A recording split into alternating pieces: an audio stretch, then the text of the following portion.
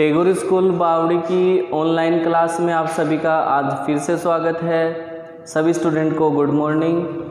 आज हमारा जो डे है वो 6 है, मतलब छठा है। तो आज हम निखिलम विधि से घनफल करेंगे। हमने निखिलम विधि से भाग किया था,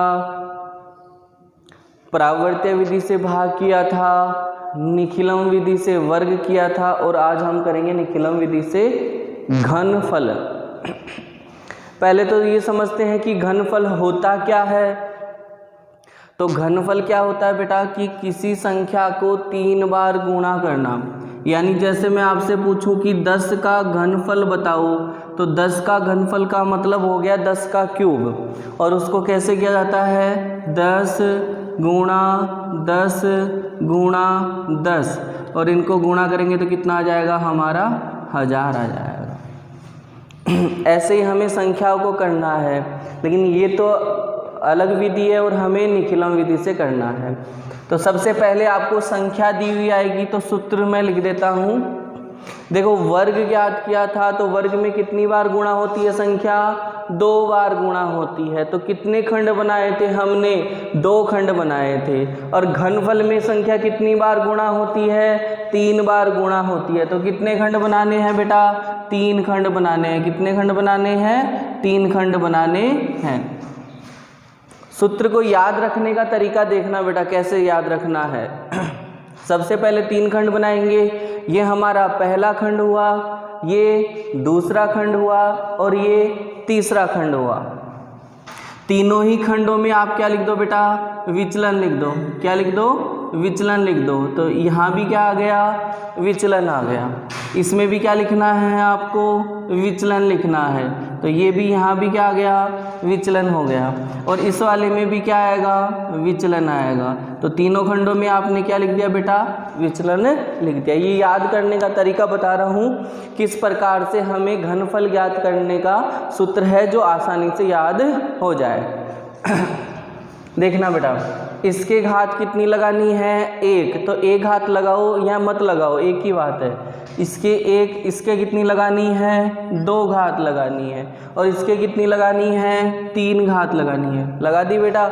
इसके 1 घात तो कोई भी संख्या हो या कुछ भी हो उसके 1 घात हमेशा लगी हुई रहती है। इसके कितनी घात 2 घात और इसके कितनी घात 3 घात। बस इतना हो गया। अब इनकी घातों को आगे वाले खंड से गुणा करवाओ। इनकी घातों को क्या करो आगे वाले खंड से गुणा करवाओ। मतलब इसकी घात कितनी है 3, तो 3 को किससे गुणा करवा देंगे इसके आगे वाले खंड से। तो ये इसको 3 से गुणा करवाया। इसकी घात कितनी है 2, तो इस 2 को गुणा करवाओ आगे वाले खंड से। तो ये लो 2 से गुणा करवा दिया। ये आपका सूत्र बन गया। बस इतना ध्यान रखना। थोड़ा आगे क्या आ जाएगा इसमें संख्या और आपको लिखनी है। संख्या प्लस माइनस। विचलन प्लस का हो तो प्लस में और माइनस में हो तो माइनस में। या फिर आप ऐसे भी कर सकते हो इस माइनस को हटा दो, विचलन यहाँ आ जाएगा प्लस का हो चाहे हो माइनस का हो। विचलन के बारे में मैंने आपको बता दिया था। एक क्वेश्चन कर लेते हैं। घनफल का क्वेश्चन है। हमें किसका घन ज्ञात करना है 15 का घन ज्ञात करना है। घन ज्ञात करने का मतलब 15 का क्या ज्ञात करना है क्यूब ज्ञात करना। एग्जाम में जब आएगा तब ऐसा लिखा हुआ आएगा 15 का घनफल वैदिक विधि से ज्ञात कीजिए या फिर निखिलम विधि से ज्ञात कीजिए, ऐसा लिखा हुआ आएगा। करते हैं बेटा।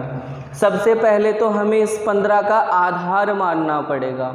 तो 15 किसके पास में है 10 के पास में, तो इसका आधार कितना हो जाएगा 10। ये इसका आधार हमने माना 10, आधार हो गया 10। विचलन कितना होगा, तो विचलन सभी को पता है कितना होगा इसका विचलन प्लस के 5। क्यों? क्योंकि ये जो 15 है वो हमारे आधार मतलब 10 से 5 अधिक है। आओ क्या है लिखा हुआ है सूत्र में, देखो यहाँ ध्यान से संख्या। तो संख्या कितनी है हमारी 15, फिर चिन्ह किसका है प्लस का, फिर कितने हैं 2, फिर गुणा, फिर विचलन। विचलन बताओ इसका कितना होगा 15 जो है वो 10 से 5 अधिक है, तो विचलन कितना हुआ इसका 5। ओब्लिक का चिन्ह, फिर कितना लिखा हुआ है 3, फिर चिन्ह किसका, गुणा का, फिर विचलन का स्क्वायर यानी 5 का स्क्वायर, फिर ओब्लिक, फिर क्या करना है 5 का क्यूब करना है बेटा, ये लो 5 का क्यूब किया। अब इसको सरल करना है, इसमें गलती बार बार करते हो, इसकी गलती ना हो उसके लिए आपको क्या याद रखना पड़ेगा, ये वाला नियम याद रखना पड़ेगा बोर्ड मास का। सबसे पहले ब्रैकेट को सरल करना है, यानी कि कोष्टक को सरल किया जाता है पहले, ओ यानी होता है ऑफ, डिवाइड यानी भाग सरल करेंगे बाद में, फिर मल्टीप्लाई यानी गुणा सरल करेंगे, फिर एडिशन यानी जोड़ सरल करेंगे, सब्सट्रैक्ट यानी बाकी को सरल करेंगे। यदि कोई संक्रिया आती है तो उस संक्रिया में सबसे पहले आपको कोष्टक करना, अगर कोष्टक नहीं हो तो किसको करेंगे, भाग को करेंगे, भाग नहीं हो तो पहले किसको करेंगे, गुणा को करेंगे।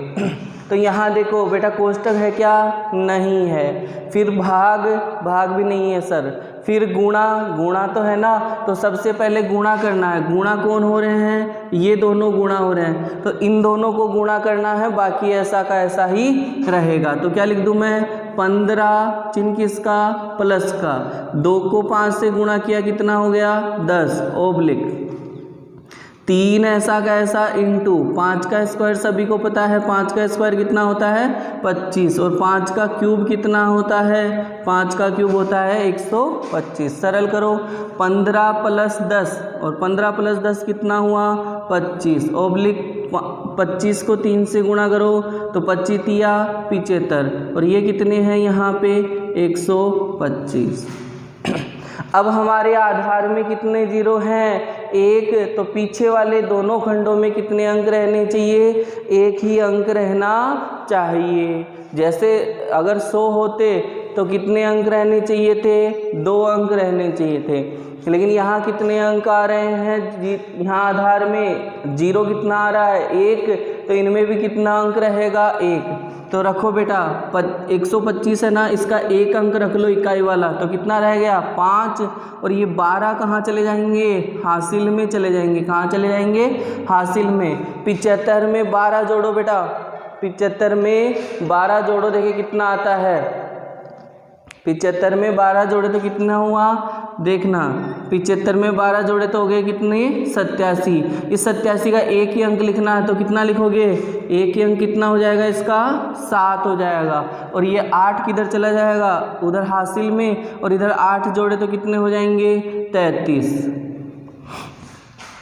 आप चाहो तो एक लाइन बढ़ा भी सकते हो, इसमें कैसे बढ़ा सकते हो, यहाँ रह गया 5 और ये 12 हासिल में चला गया, तो यहाँ हो गया 87, और यहाँ कितना हो गया 25, फिर क्या किया 5 तो ऐसा का ऐसा, 87 का 7, और ये 8 उधर चले जाएंगे, और 8 उधर चला गया तो कितना हो जाएगा 33, तो 33 हमने ऐसा का ऐसा ही लिख दिया, और ये हमारे आंसर हो गए बेटा।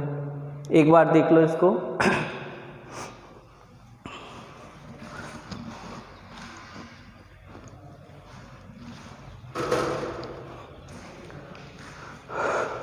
अगला करते हैं,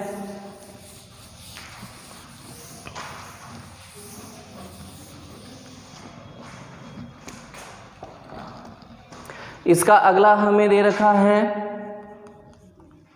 91 का घनफल ज्ञात करना है। किसका घनफल ज्ञात करना है, 91 का घनफल ज्ञात करना है। तो बताओ बेटा 91 का घनफल ज्ञात करने के लिए हमें इसका आधार कितना मानना पड़ेगा, तो आधार कितना होगा इसका 100 हो जाएगा, आधार कितना हो जाएगा इसका 100 हो जाएगा, बस अब कुछ भी नहीं करना है।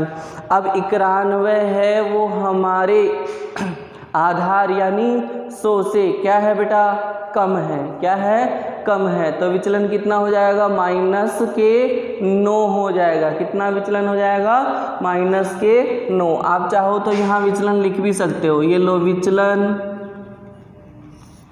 कितना हो जाएगा -9 करते हैं। पहले क्या लिखा हुआ है संख्या, तो संख्या बोलो कितनी है 91, संख्या कितनी है 91, फिर चिन्ह किसका है बेटा प्लस का, फिर कितना लिखा हुआ है यहाँ पे 2, फिर चिन्ह किसका गुणा का, फिर विचलन -9 ओब्लिक 3 गुणा -9 का स्क्वायर ओब्लिक फिर विचलन का क्यूब यानी -9 का क्यूब। मैंने कुछ नहीं किया बेटा, ये जो सूत्र लिखा हुआ है उसमें मैंने संख्या लिखी है। देखो पहले क्या आता है संख्या, तो मैंने संख्या लिखी, फिर प्लस, फिर 2 लिखे, फिर इंटू, फिर विचलन लिख दिया, फिर 3 गुणा विचलन का स्क्वायर किया, फिर विचलन का मैंने क्यूब किया है और कुछ भी नहीं किया। पहले वोडमास क्या कहता है, इनका क्या होगा, गुणा होगा। तो ये 91 तो क्या हो जाएंगे, 91 तो क्या हो जाएंगे बताओ, 91 तो ऐसे के ऐसे ही आ जाएंगे। हमें क्या करना है, 2 को किससे गुणा करवाना है, -9 से गुणा करवाना है। 2 को किससे गुणा करवाना है, -9 से गुणा करवाना है। तो गुणा करवाओ बेटा, ये 2 तो किसका है, प्लस का, और -9 किसका, 9 किसका है, माइनस का। तो ये तो है प्लस का और ये किसका है, माइनस का। तो प्लस माइनस क्या हो जाएगा, प्लस माइनस क्या हो जाएगा, -2 को किससे गुणा करवा दो बेटा, 9 से। तो 2 को 9 से गुणा करवाए तो कितना हो जाएगा, 9 दूनी 18, 9 दूनी 18 ओब्लिक का चिन्ह। फिर क्या है बेटा 3 ये 3 ऐसा क्या ऐसे, फिर गुणा। देखो क्या लिखा हुआ है, -9 का स्क्वायर, -9 का क्या लिखा हुआ है, स्क्वायर। तो -9 का जो स्क्वायर है, एक बात ध्यान देना, यदि कोई माइनस की संख्या है और उसकी घात क्या है, सम, तो हमारा जो भी उत्तर आएगा वो किसका आएगा, प्लस का आएगा। किसका उत्तर आएगा, प्लस का आएगा। यदि किसी संख्या की घात माइनस में दे रखी है और उसकी जो घात है वो किस में हो, विषम हो, तो हमारा जो उत्तर आएगा वो किस में आएगा, माइनस में आएगा। करते हैं बेटा। अब यहाँ -9 का स्क्वायर, तो देखो घात इसकी सम है या विषम, तो आप सभी को पता है 2 क्या होते हैं, सम। तो कितना आ जाएगा 9 का स्क्वायर, प्लस के 81 आ जाएगा। 9 के क्यूब की बात करें हम, किसकी, 9 के क्यूब की बात करें, तो देखो घात क्या है इसकी, विषम। विषम है तो चिन्ह किसका आ जाएगा, माइनस का आ जाएगा। 9 का क्यूब कितना होता है, 729 होता है। कितना होता है, 729 होता है। हो गया बेटा इतना। आगे चलते हैं।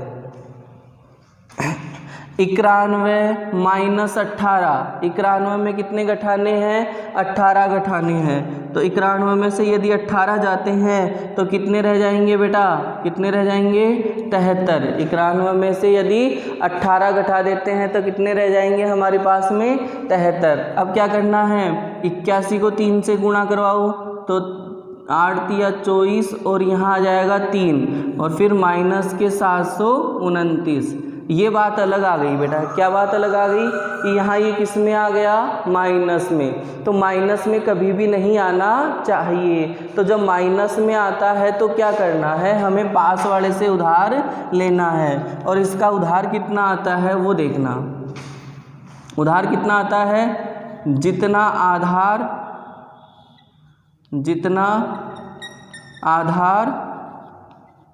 उतना उधार। जितना इस पर्सन में आधार होगा पर्सन का, उतना ही हमारे पास में उधार आता है। जितना आधार होता है उतना ही क्या आता है, जितना आधार होता है उतना ही उधार आता है। देखो बेटा यहाँ से हमने एक उधार ले लिया। कितना उधार ले लिया, एक उधार ले लिया। तो वहाँ कितने जाएंगे, 100। कितने जाएंगे, 100 जाएंगे। बताओ 100 में से 729 घटा सकते हो क्या, 100 में से 729, तो 100 में से 729 नहीं घटा सकते। तो कितना उधार लें, 2 उधार लिया। तो 2 उधार लेंगे तो चला जाएगा क्या बताओ, 2 उधार लेंगे तो भी हमारा 729 उसमें से नहीं घटा सकते। 3 उधार लो, 3 उधार लो बेटा। 3 उधार लेंगे तो कितना हो जाएगा, 3 उधार लेंगे तो कितना हो जाएगा, 300। और 300 में से भी इसको हम नहीं घटा सकते। 4 उधार लो तो भी नहीं घटा सकते। 5 लिया तो 500 हो जाएगा, नहीं घटा सकते। 6 लिया तो 600 हो जाएगा, फिर भी नहीं घटा सकते। 7 लिया 700 हो जाएगा, नहीं घटा सकते। 8 उधार लेना पड़ेगा। तो देखो बेटा ये तो हो गए 73, यहाँ से 8 उधार चला गया तो कितने रह गए 235, कितने रह गए 235। 8 उधार गया तो कितना हो जाएगा बेटा ऊपर 800। 800 में 729 घटाओ, 800 में कितने घटाने हैं 729, तो कितने रह जाएंगे हमारे पास में 71 रह जाएंगे। हो गया।